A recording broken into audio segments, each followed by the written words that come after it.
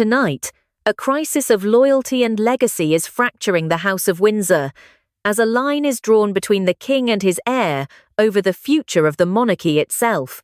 Welcome back, and thank you for joining us on today's deep dive into this escalating crisis involving King Charles, Queen Camilla, and a controversial land deal that now threatens to create a permanent rift within the royal family. This is not just a story about a business transaction. It is a battle over the future of the crown, the integrity of its legacy, and the very definition of who belongs within the royal circle. If you find these royal analyses compelling, don't forget to subscribe and hit that notification bell, because the consequences of this are only just beginning to unfold. Now, let's get straight into the details. The monarchy is facing a fresh wave of intense scrutiny this week, following a detailed investigative report that has cast a shadow over the Duchy of Cornwall. The report, published by one of the nation's most respected newspapers, centers on a lucrative land development contract recently awarded to a firm with close ties to the Queen's son, Tom Parker Bowles. The deal, which involves the development of luxury properties on protected land, has raised serious questions about transparency and potential conflicts of interest at the highest levels.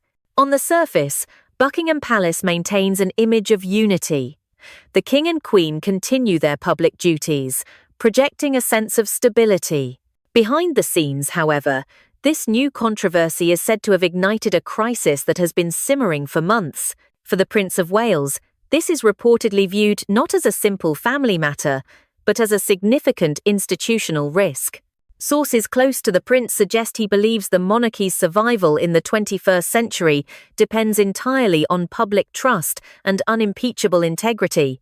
Any suggestion that royal connections can be leveraged for financial gain is, in his view, a direct threat to the crown's future. This recent development did not erupt in a vacuum. For some time, Palace insiders have spoken of a growing unease regarding the increasing prominence of the Queen's family at official events. While Laura Lopes and Tom Parker Bowles hold no royal titles, their frequent presence in high-profile settings has blurred the lines between the monarch's private family and the official House of Windsor. This has led to concerns, particularly from Prince William, that the public is beginning to see an unofficial second family enjoying the privileges of royalty without the lineage or the lifelong commitment to public service. He is said to feel that this erodes the very foundation of the institution he is destined to lead. The land deal controversy has brought these private anxieties into the harsh light of public debate. Allegations of preferential treatment, however unfounded, strike at the heart of the monarchy's claim to be a symbol of fairness and duty. It puts King Charles in an incredibly difficult position, caught between his loyalty to his wife's family and his duty as sovereign to protect the institution from reproach. The stoic Princess Royal, Princess Anne, who has rarely involved herself in such internal dramas, is also reported to be deeply concerned, viewing the situation as a matter of institutional integrity reminiscent of the standards set by her late mother, Queen Elizabeth II. The public nature of this affair has reportedly forced the issue, transforming quiet concerns into a matter of urgent royal intervention. The Prince of Wales, along with the steadfast Princess Royal, are said to believe that a line has been crossed, a line that separates family affection from the sacred duties of the crown. The question that now hangs heavy in the corridors of power is not if a response will come, but when and how decisive it will be. The answer to the question hanging over the monarchy came with the chilling formality of palace protocol. It is understood that within hours of the investigative report dominating the nation's news cycle, the office of the Prince of Wales made a formal request to the King's private secretary for an urgent, private audience. The Princess Royal's office sent a similar request moments later. This was not a son calling his father. It was the heir apparent and the most respected senior royal demanding a summit. The palace, already reeling from the public revelations, entered a state of suspended animation. Corridors grew quiet. Aides spoke in hushed tones. The very air in Buckingham Palace seemed thick with the anticipation of the storm that was about to break. There was no doubt this meeting would define not only the resolution to the immediate crisis, but the entire tone and direction of King Charles's reign. The king granted the audience in the late afternoon, in a private drawing room that had for generations been a space for monarchs to have difficult but discreet family conversations. It is said that when Prince William and Princess Anne entered, the atmosphere was already heavy with unspoken tension. The king, flanked by his most senior advisor, reportedly adopted a posture of weary authority as if preparing to weather another predictable squall. He would soon discover this was no squall, but a hurricane. This was not an emotional ambush. Insiders have since painted a picture of a meticulously prepared, almost prosecutorial presentation by Prince William. He did not arrive with grievances, but with a slim leather-bound dossier. He began, it is reported, not with an accusation, but with a somber, detached analysis, his tone reflecting the gravity of the situation. He spoke of the monarchy as a living entity, one whose survival depended on a fragile ecosystem of public trust, media perception, and institutional integrity. This ecosystem, he argued, was now under direct threat. Opening the dossier, he presented his case. The first section was a stark media analysis, compiled by his own communications team, showcasing polling data that illustrated a worrying trend. A steady erosion of support among the under 3-5 demographic. The data points were cross-referenced with past royal controversies, demonstrating with clinical precision how events perceived as involving nepotism, financial opacity, or unearned privilege caused the sharpest dips in approval. The current land deal controversy, the report concluded, was a perfect storm of all three, and its potential to inflict lasting brand damage was critical. He is said to have referred to the monarchy as a 1,000-year-old brand facing its most severe market challenge in the modern era. The second part of the dossier was a financial projection, a summary provided by accountants from the Duchy of Cornwall. It outlined not just the immediate public relations cost, but the potential long-term financial entanglements and legal risks. It warned that if the perception took hold that the duchy, the Prince of Wales's own inheritance and the financial bedrock of the heir, could be influenced by the monarch's extended family, it could invite unprecedented parliamentary scrutiny and calls for radical reform of the Crown's finances. It was a direct appeal to the king's sense of fiscal responsibility and his duty as a steward of the royal estate. Finally, William is said to have presented a brief historical analysis, looking at how minor European monarchies had been fatally weakened or even abolished in the 20th century. The common thread, he argued, was a failure to adapt to public sentiment and an insistence on blurring the lines between the state duties of the crown and the personal affairs of the reigning family. He was not just talking about a bad headline, he was talking about institutional survival, framing the issue in the starkest terms possible. His presentation was a calculated appeal to the king's head, not his heart. Throughout this detailed and dispassionate presentation, which reportedly lasted nearly 40 minutes, Princess Anne remained silent. She did not consult notes, nor did she so much as glance at her brother. Her stillness was, in itself, a powerful statement. Her presence was not merely as support for William, but as a co-signatory to the indictment. When William concluded, placing the closed dossier on the table between them, the silence in the room was absolute. It was then that the Princess Royal spoke. Her intervention, sources claim, was brief but devastatingly effective. She did not engage with the modern jargon of polling data or brand management. Her focus was singular and timeless: duty. She is said to have looked directly at her brother, the king, and spoken of their late mother, Queen Elizabeth II. She spoke not of sentiment, but of mechanics, of the relentless, grinding, daily effort the late Queen had put into building an impregnable wall between her role as sovereign and her identity as an individual. That wall, Anne argued, was the source of the monarchy's resilience and its mystique. She sacrificed everything for that principle, the princess is reported to have said, her voice steady and clear. The crown is not a business. It is not a family firm. It is a sacred, solitary duty. To allow that wall to be breached, for any reason, is to unravel her life's work.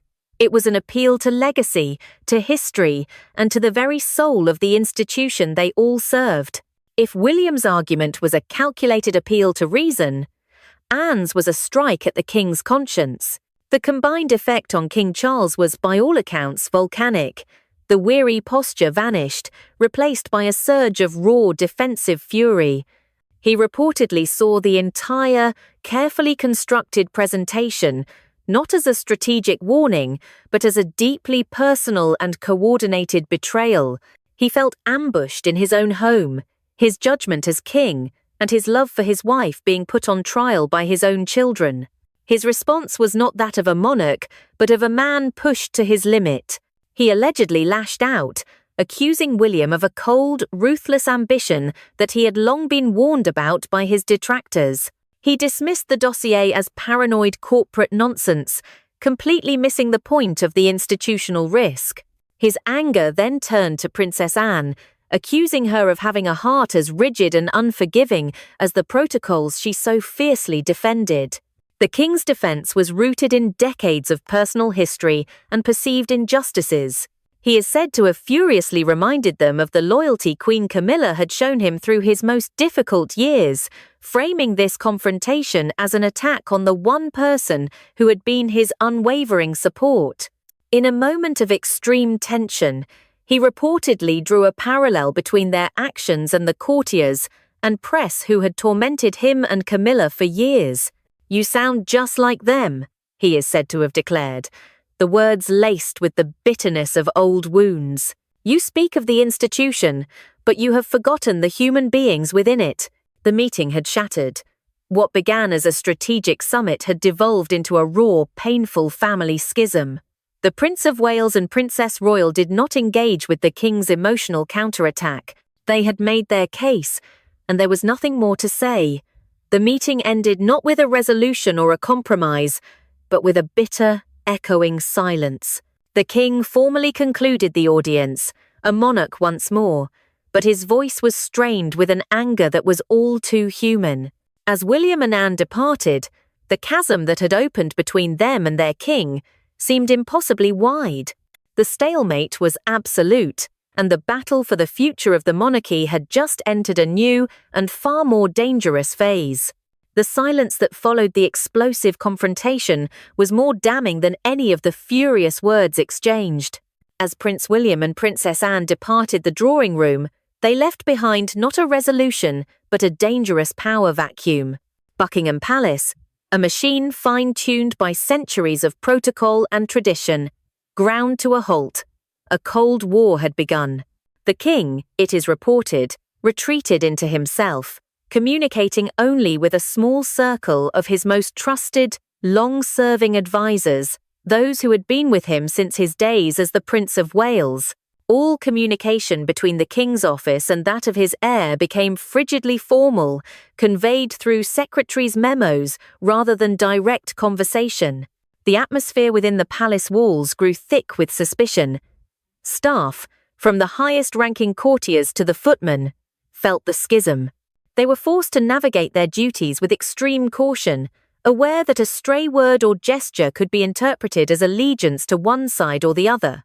It was a court divided against itself, with two centers of power forming: the reigning king, surrounded by the voices of his past, and the future king, who believed he was fighting for the very survival of that future. In this self-imposed isolation, King Charles summoned his old guard. These were the veteran advisors who had seen him through his most brutal media wars in the past and had always remained loyal. Their perspective, sources claim, was diametrically opposed to William's cold analysis. They reportedly framed the situation not as an institutional crisis, but as a shocking act of disrespect, fueled by youthful impatience. Their advice was for the king to steady the ship, to weather the storm, believing that public outrage, as always, would eventually subside.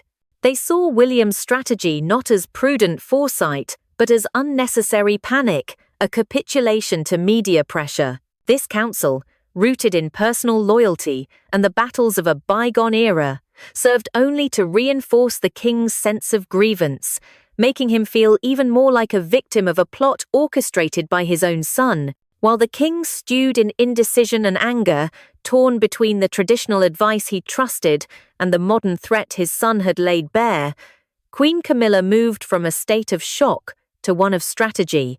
Initially, she was said to be devastated by the confrontation, seeing it as a horrifying echo of the decades she had spent as an outsider, attacked and judged.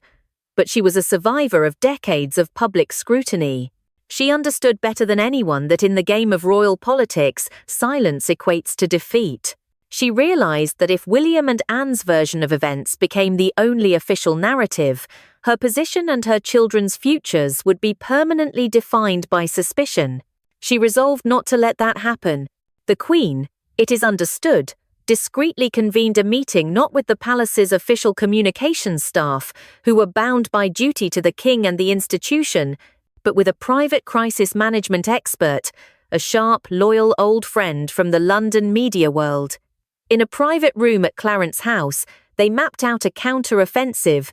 It was a strategy designed not to confront the financial allegations head-on, a battle they knew they could not win, but to change the battlefield entirely. Their goal was to transform the crisis of institutional integrity into a far more relatable and sympathetic story of family tragedy.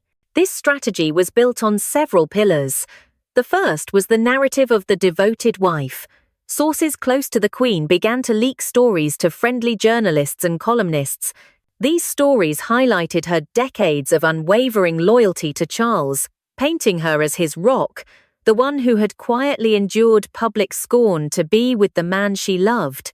The message was subtle but powerful. How could a woman who had sacrificed so much be treated with such cruelty? The second pillar was the angle of the concerned mother. The campaign cleverly reframed the source of the crisis.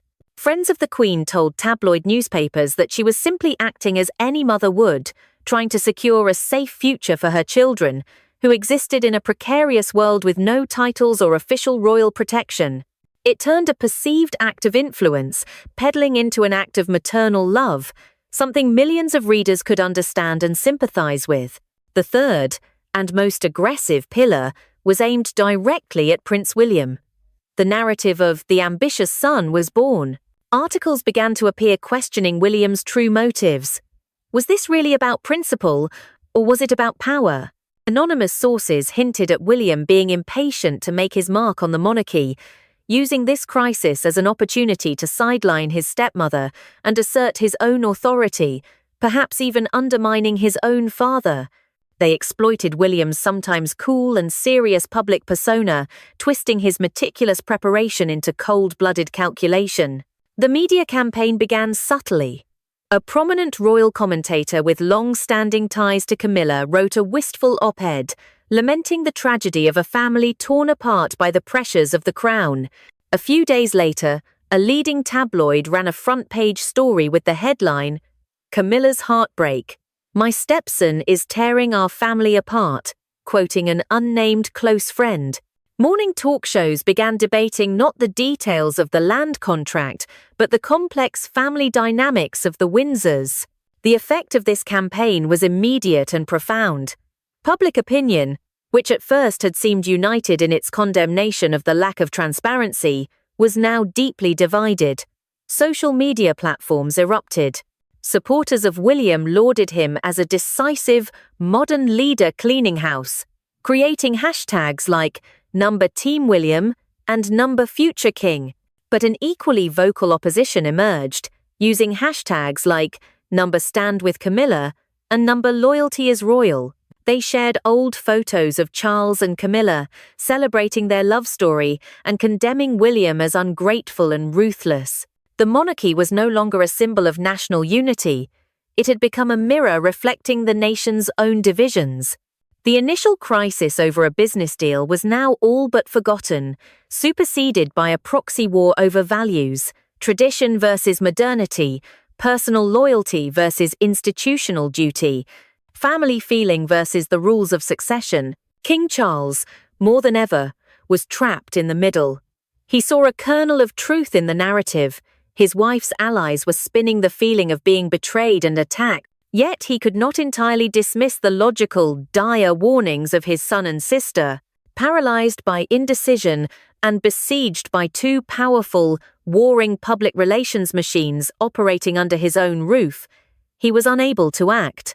The stalemate was no longer just a silence in a room. It was an open, public wound, weakening the king's authority and plunging the monarchy into a dangerous state of chaos. Both sides were now deeply entrenched, with no clear resolution in sight. The stalemate that had frozen the monarchy was no longer a private matter.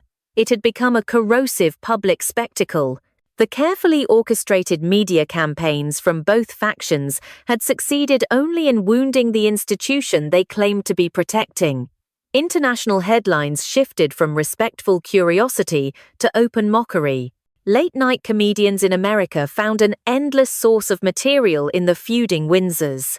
Respected constitutional scholars began writing concerned op-eds, debating whether the king's inability to control his own house was creating a genuine constitutional vulnerability. The bitter infighting was no longer just damaging the family's reputation, it was chipping away at the very mystique and authority of the crown itself, transforming a symbol of national unity into a source of division and embarrassment. The situation was untenable, and the pressure for some kind of resolution was becoming immense. The break came from the one quarter no one had anticipated. It came not from a politician or a public figure, but from the deep, quiet heart of the establishment itself. Within the labyrinthine world of the royal household resides a cadre of long-serving officials, men and women who see themselves not as employees, but as custodians of a tradition that far outweighs any single monarch. One such figure, a veteran courtier who had begun his service under King George VI and dedicated his life to Queen Elizabeth II, decided that his ultimate loyalty was not to the current king's personal peace, but to the enduring health of the crown. This individual, whose name will likely never be publicly known, was part of the institutional memory of the monarchy. He had witnessed every crisis of the past 70 years, from the abdication's lingering shadow to the turbulent marriage of Charles and Diana. He believed, it is said, with an almost religious conviction in the dignity and propriety of the institution. To him, the current public feud, the leaks to tabloids, the thinly veiled accusations, the vulgarity of the media war, was not just a political misstep, it was a profanity. He reportedly saw the carefully constructed legacy of his late queen, a legacy of selfless duty and impeccable discretion, being dismantled piece by piece in a squalid battle over influence and perception. After reading a particularly vicious column that could only have been sourced from within the Queen's inner circle, he made a choice born of conscience. He knew he could not approach the king, who was too emotionally compromised. He also knew that going to the Prince of Wales might be seen as a partisan act, an attempt to curry favour with the heir. There was only one person he trusted to understand the distinction between family and firm, the one senior royal whose reputation for integrity and no-nonsense duty was absolute, the Princess Royal. A discreet message was passed, and a meeting was arranged not in any formal office, but in the quiet solitude of the Royal Library at Windsor Castle, long after the tourists and most of the staff had departed. There, surrounded by the leather-bound history of the nation, the aging courtier met the king's sister. He did not engage in gossip or speculation. He spoke, it is reported, with a grave formality, framing his actions in the language of constitutional duty. "Your Royal Highness," he began, "I have served this crown my entire life. I believe its long-term integrity is now at risk from a threat that is not fully understood. This is a matter that transcends the current disagreements." He then placed a single, slim document folder, bound in dark blue leather, on the polished table between them. "I believe this requires your attention. It is a matter for the institution, not for the newspapers." Later that evening, Princess Anne convened with her nephew, the Prince of Wales, in a private study. What they found inside the folder was the political dynamite that would instantly incinerate the stalemate. It was not a collection of memos, rumors, or transcribed conversations. It was a professionally prepared, 50-page legal proposal, drafted and bound by one of London's most prestigious and discreet law firms. The cover page, embossed with the firm's crest, bore a simple, elegant title: A Proposal for the Establishment of the Queen's Heritage Trust. The language of the preamble was lofty and filled with philanthropic rhetoric. It spoke of preserving Queen Camilla's legacy, of continuing her charitable work in fields like literacy and animal welfare, and of creating a permanent endowment to support these causes for generations to come. It was expertly written to sound noble, a forward-thinking act of royal charity. But as William and Anne turned the pages, the true, revolutionary nature of the proposal became horrifyingly clear. The mechanics detailed within were not about charity, they were about the permanent transfer of power and wealth. The core of the proposal was its funding mechanism. It called for the new trust to be endowed by a legally mandated, permanent diversion of a rolling 5-year average of 15% of the net annual revenue of the Duchy of Cornwall. The audacity of the clause was breathtaking. It was a direct attempt to siphon a significant portion of the income stream intended by ancient charter to support the heir to the throne and redirect it into a private entity controlled by the consort's family. It would, in effect, give Camilla's children a permanent financial claim on William's own inheritance and that of his heirs. The section on governance was even more alarming. The proposal named Laura Lopes and Tom Parker Bowles as the co-chairs of the Board of Governors. These were not to be honorary, unpaid positions. They were to be salaried, executive roles, held for life. The proposal further stipulated that the co-chairs would have the sole authority to appoint the other members of the board, creating a self-perpetuating entity entirely outside the control of the sovereign or the heir. It was a blueprint for creating a parallel power structure within the monarchy, a shadow duchy, as one observer would later call it, with a guaranteed, royally derived income stream and a permanent, prestigious role at the heart of the British establishment. The final pages contained the true smoking gun. Buried deep in the legal appendices was a clause giving the Queen's Heritage Trust the first right of refusal on the private acquisition of designated duchy properties deemed non-essential to the heir's primary portfolio. The connection was instant and chilling. The controversial land deal that had started the entire crisis was not an isolated act of poor judgment. It was a test case, a pilot program for this much grander, more ambitious strategy. For Prince William and Princess Anne, reading the document was a moment of cold, grim vindication. Their worst fears, which had been dismissed by their father as paranoia, were in fact a dramatic underestimation of the situation. This was not about securing a comfortable future for the Queen's children. This was a calculated, long-term plan to embed the Parker Bowles family into the financial and institutional DNA of the Crown itself. The media campaign, the accusations of William's ambition, the portrayal of Camilla as a victim, they now saw it all as a brilliant, cynical smokescreen designed to distract from this far more significant maneuver. There was no debate about what to do next. The time for arguments about public perception was over. This was no longer a political problem to be managed, but a foundational threat to be neutralized. The chess game had ended. Armed with the incontrovertible proof, they knew they had to confront the king one last time. As they walked towards his private study, the dark blue folder in hand, the atmosphere was not one of impending anger, but of somber finality. They were not going to make an argument. They were going to present a verdict. The document in their hands was not just evidence, it was the instrument that would force the king to choose, once and for all, between his wife and his crown. The final confrontation ended not with a bang, but with a deathly silence. When Prince William and Princess Anne entered the king's private study, no accusations were made. They simply placed the dark blue leather folder on the antique desk. The king, said to have regarded them with a look of weary resignation, opened it. Insiders describe a long silence that filled the room as he read, page by page, the detailed legal proposal for the Queen's Heritage Trust. There was no volcanic anger this time. Instead, witnesses described a visible transformation on the king's face. Initial disbelief gave way to a dawning horror, and finally, to a profound, heavy sadness.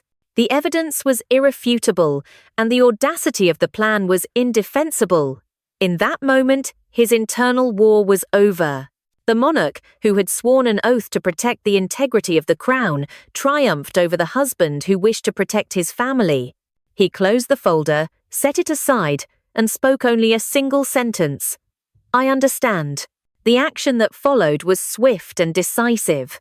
Within 48 hours, King Charles consulted not with family, but with his most senior state advisors. Buckingham Palace then issued an official statement, a document that had the cold, clinical precision of a royal decree. It announced the restructuring of the management of all royal estates to safeguard the heritage and the direct line of succession. The critical passage declared that all executive and financial roles would henceforth be reserved exclusively for heirs of the bloodline. The names of the Parker Bowles family were not mentioned, and it was that very omission that rang out like a thunderclap. The media war stopped instantly. The narrative of a victimized queen vanished. Queen Camilla withdrew from public events for several weeks, and when she returned, it was with a dignified but distant composure. Her children disappeared from the royal scene completely. There were no statements, no complaints. Their silence was the admission of defeat. Months later, a new order has been established. The monarchy, having undergone its painful surgery, has paradoxically emerged stronger. Public approval ratings have climbed as the populace seemingly endorsed the decisive action to protect the institution. Prince William's position has been immeasurably strengthened. He is no longer just the heir. He is seen as the silent guardian of the crown's future, one willing to make the hard choices. But the institutional victory was a profound personal tragedy. The relationship between King Charles and Queen Camilla has been permanently altered. In public, they are a united royal couple, performing their duties flawlessly.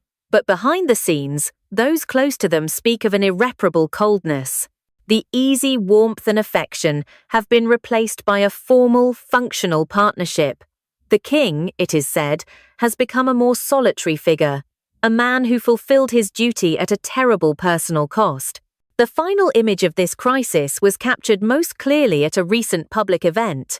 The royal family stood on the balcony, waving to the crowds, a perfect picture of unity and continuity. Yet, keen observers noted the small but meaningful distance between the king and queen, the absence of the shared glances that had once defined them. The crown is secure, the legacy is protected. But in the king's eyes, one could see the price of that victory. A quiet emptiness, a reminder that to keep the throne, a monarch must sometimes sacrifice their own heart. Thank you for following this in-depth analysis of the crisis that has reshaped the House of Windsor. If you found this content valuable, please subscribe and share your thoughts on the future of the monarchy in the comments below.